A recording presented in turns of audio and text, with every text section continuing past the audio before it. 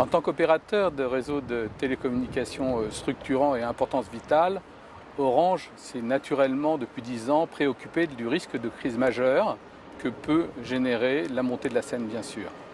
C'est donc naturellement que nous participons à l'exercice Sequana, comme nous le faisons chaque année au sein de nos exercices pour tester nos procédures, ou avec la préfecture de police, les départements ou la mairie de Paris régulièrement.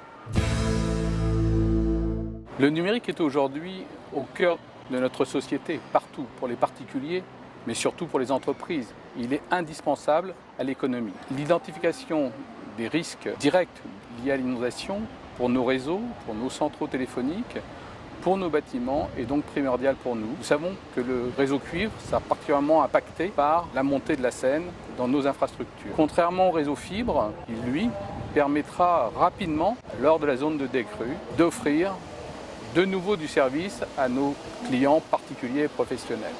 Le réseau cuivre, en effet, est plus sensible à l'oxydation puisqu'il transporte du courant électrique, contrairement à la fibre optique, qui ne va faire transiter que de la lumière et qui pourra même fonctionner sous l'eau si l'électricité, bien sûr, est présente. C'est un programme que nous avons lancé dans le cadre de Paris 100% Fibre et qui se terminera en 2016 et ça nous permettra, bien sûr, pour nos clients qui seront sur ce réseau, d'être établis beaucoup plus rapidement. Pour les communications fixes et mobiles, ainsi que pour les communications de données, ils sont liés bien sûr au fonctionnement de nos centraux téléphoniques qui pourront être dans des zones inondables. Nous avons pris des mesures bien sûr pour les protéger, pour les rendre étanches, mais ils seront dépendants naturellement de notre capacité à pouvoir maintenir l'énergie électrique pour délivrer les services. L'exercice Sequana va nous permettre de répondre aussi aux questions que se posent les autres participants sur leur propre communication, leur vulnérabilité aussi sur la sécurité de leurs données. Et bien sûr, nous y répondrons avec nos équipes commerciales, nos équipes techniques, pour identifier les meilleures solutions à mettre en place avec eux pour diminuer cette vulnérabilité.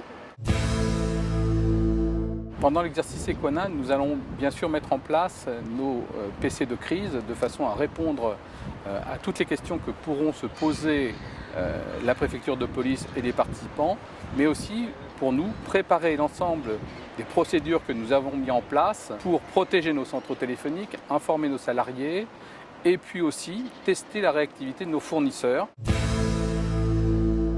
Nous travaillerons bien sûr sur les deux phases. La première phase, la montée de l'eau, donc la période de crue de la première semaine, et nous travaillerons aussi avec vous dans l'exercice Sequana sur la décrue, puisque ça sera aussi un des enjeux importants de la réponse que l'on peut apporter bien sûr à nos clients et à l'ensemble des franciliens pour une reprise normale de l'activité. Nous allons aussi sur les réseaux mobiles avoir une action particulière puisque nous allons vérifier que nous sommes capables, avec un autre opérateur, d'alimenter des antennes relais sur le 92 et donc de tester cette solution aujourd'hui de partage d'énergie sur un relais.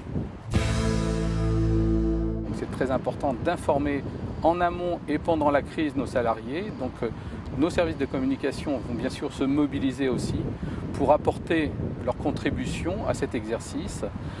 Il nécessite par exemple un ciblage aujourd'hui des personnes qui vont être dans les zones impactées par l'inondation sur leur lieu de travail. C'est à peu près 20% de nos salariés. La deuxième chose qui sera aussi importante et sur lequel nous comptons aussi sur l'exercice Sequana, c'est de savoir comment nous allons pouvoir orienter nos salariés pour venir sur le terrain, continuer leur activité, réparer bien sûr si c'est nécessaire et intervenir sur des cas particuliers.